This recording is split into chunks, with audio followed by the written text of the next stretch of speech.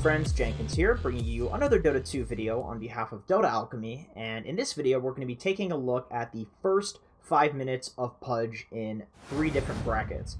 Without further ado, let's get into it. So here we have our 2 to 3k Pudge. I'm going to try to cover this one relatively quickly because I'm basically going to be exclusively pointing out mistakes, and I'm sorry Ace for randomly selecting your replay, but it fit the criteria. And starting items in this game were very bad. Essentially, Ace started with a full wand and then 3 tangos. The problem with this is you don't have mana regen, so you can't spam your hook. We'll see here in a second. You use 2 hooks, and that results in, and you miss them because they're not easy to hit, and that results in you having no mana and therefore having very little kill potential, especially because these heroes can just stun you and walk away.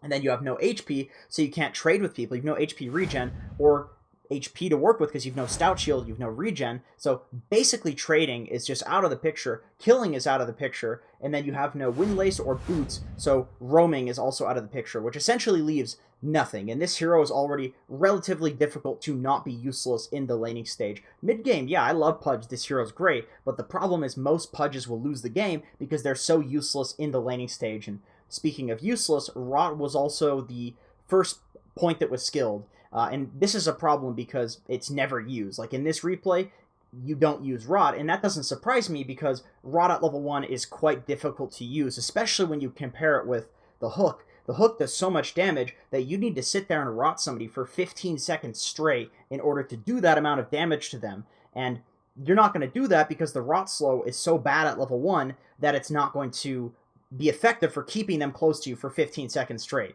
I mean, even with a 100% slow, 15 seconds is such a long time. So essentially, as a result of all of these things, your laning stage is just standing around and soaking experience until a fight starts, and then you run up and fight.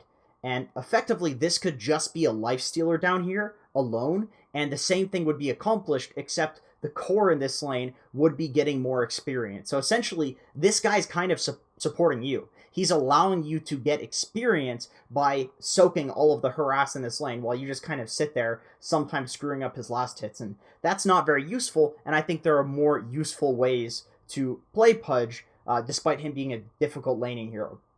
So essentially, it doesn't seem like there's any supporting stuff that happens in the first 5 minutes of this game.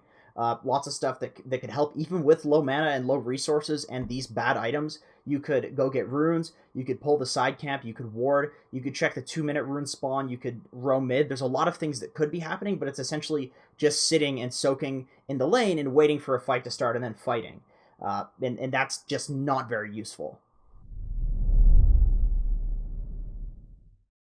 So here we are in 4 to 5k bracket, and already it's much better than in the previous replay because we have a Pudge here who starts with the point and hook instead of Rot because hook is so much more useful than Rot, especially in this situation where you hook a Jakiro who's standing totally still into 3 heroes and you get first blood. But in terms of starting items, he prepared to play this sort of play style where he thinks that he's going to be sitting there spamming hook and roaming. So he has a windlace because he doesn't want to trade because Pudge has 0 armor. He wants to roam. He has 3 tangos or 1 tango, depending on how you want to look at it, because you might just need a little bit of regen, but not a lot. And then he has a bunch of mana regen in a mango and then 2 clarities. And this is because hook is expensive, but it's a way for you to be useful in the lane if you just sit there in the trees and try to hook people, or if you roam to another lane. And we can actually see that this is one of the key differences between this bracket and the previous bracket, is that we have a Pudge here who is looking for opportunities to roam. He's not just sitting in one lane and looking at that lane and soaking experience. He looks to roam, realizes he can't do it because it's a Queen of Pain, she'll just blink away, runs to the bottom lane, walks up, and this is a difference as well. So he uses his high base damage to deny because he has no mana, so he doesn't see himself as being effective sitting in the trees and trying to hook. So instead, he runs up and uses his damage to deny. So even though he has no mana, and therefore in terms of fighting is relatively useless, he can still be useful in terms of applying his base damage, because Pudge has 70 of it. So he's getting denies, and I think that's a pretty big difference. In the last replay, we saw Pudge just kind of standing there. And we'll speed it up here a little bit. So he's hitting the creep wave a little bit, using the damage, running into the trees, trying to hit hooks. I would say that we'll talk about it in the 7k replay, but I would definitely say you probably want to wait for setup for that hook because you have a CK, but he heads to the mid lane. So once again, this is just roaming, and we didn't see this in the last replay. So he roams to the mid lane, and ends up killing the Queen of Pain. So he finds an opening because he was looking for it. So he didn't want to be bought. He realized that the lane was pushed up towards his tower. CK was in no danger, so he rotates to the mid lane to make himself useful in that way. Runs back to the bot lane, tries to fight a little bit more. Side pull goes off, runs and picks up a rune. This is another typical support thing that we did not see in the previous bracket. So he's getting the rune, which denies us from the Queen of Pain and means that he could potentially roam to the mid lane, realizes she's too strong, and that she could potentially just blink away, rotates to the top lane with this rune, and then gets the bounty, or tries to get the bounty rune, but a glitch occurs where the hook, for some reason. If you throw the hook and it latches to the rune outside of the hook range, which normally would bring a hero, it doesn't hook the rune for some reason. Please, Valve, fix that. But essentially, we can see a Pudge here who realizes that there's no point to being in the bot lane. He's already secured it for his CK, and he'd just be soaking experience at this point. So he rotates, which is exactly what a Pudge would like to be doing anyway, because you get those flesh heap stacks.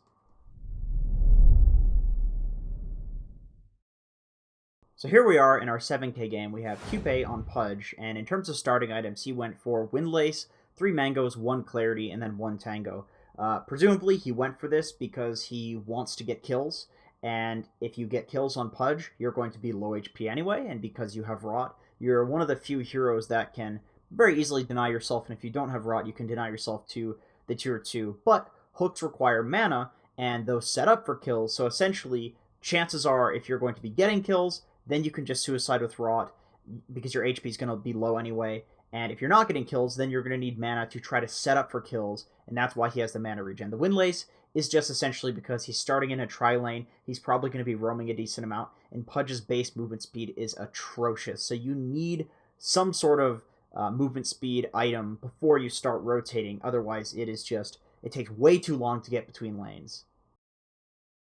In terms of laning setup, our 7k boy starts in a tri-lane as opposed to playing that kind of typical 4-roll, sits in the off lane, and applies pressure sort of support hero. And I think this makes a lot of sense for Pudge because, honestly, one of his biggest issues, which I've been very vocal about in my videos, is that this hero can be utterly useless in the laning stage, but that is within the context of the fact that everybody will just sit in the offlane with the Sven +1, something like that, and try to apply an immense amount of pressure. And Pudge just straight up can't do that until he has a few levels. Then he's pretty good at roaming, but in those first few waves, you can really struggle. So starting as a tri-lane makes a lot of sense because a tri-lane in general against a dual lane or even another tri-lane, Pudge is a different hero. You hit a hook, pull somebody into a tower against a tri-lane, you win the lane. You are against a dual lane, you just run up and hook them for that extra damage, you're going to kill them. So it's a way to essentially make up for the fact that Pudge is absolutely abysmal in the early game without losing the game.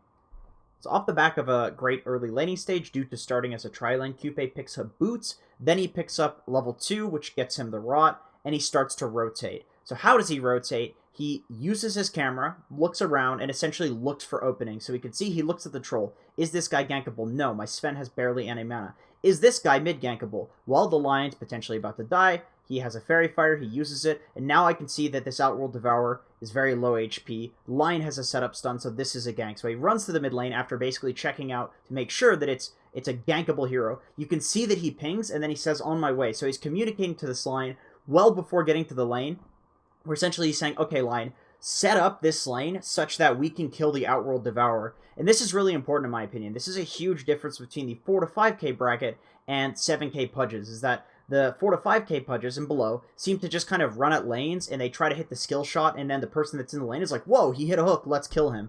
Whereas in this situation, Cupid doesn't leave the gank up to chance. He waits for the opportunity, tells the Lion preemptively, set up a hook with your stun, and then with the setup, he lands the hook. So he's not just trying to be this skill shot hero, because you can do that in the mid game and you'll win the game, but if you do that in the laning stage and you miss a couple of hooks, you're just done. The game is over. So he gets a kill because of this communication. He pings bot and says that he's going there next. So the communication aspect is really important in my opinion.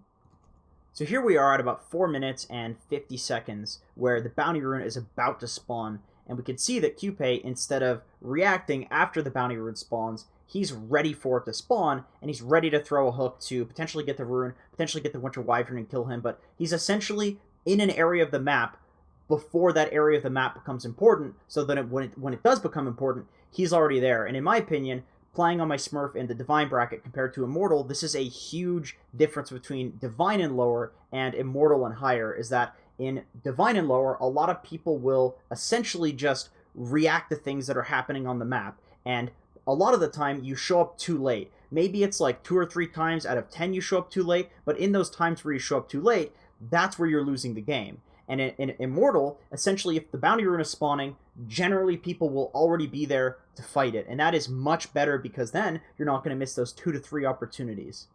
So that's it for this video. Thank you so much for watching. Please let me know what you think of this video in the comments below. Essentially, we did something like this a few months ago at the request of one of our Patreon subscribers, Dayman. Shout out to him. He's an amazing guy, super smart. But people liked it.